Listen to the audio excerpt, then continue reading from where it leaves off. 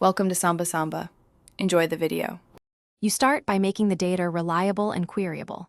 Use Power Query to combine your transaction, product, and calendar tables so relationships are consistent. Once done, remove duplicates, fix data types, and promote headers. Load the cleaned set as a connection and into the data model. This gives you a single source for pivot cleanups.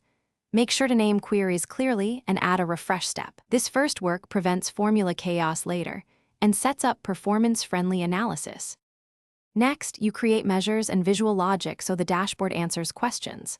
Write concise DAX measures for revenue, margin percent, growth percentages, and averages. Test them in pivot tables. Then place pivot tables on a dashboard sheet and add slicers for date, category, and region so viewers can filter instantly. Once the layout exists, add charts tied to those pivots, clustered columns for comparisons, a line for trend or target, and a donut for composition. Make sure formatting and colors reflect hierarchy and accessibility. Finally, you finalize presentation and reliability before sharing.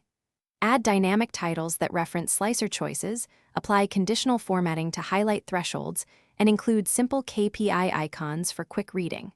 Protect layout cells and document refresh steps.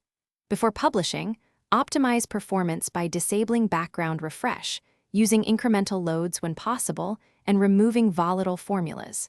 If visuals show wrong numbers, check relationship direction, measure filter context, and refresh order. These 3 items resolve most mismatches and get your dashboard production ready. Thanks for watching. Consider subscribing if we helped you.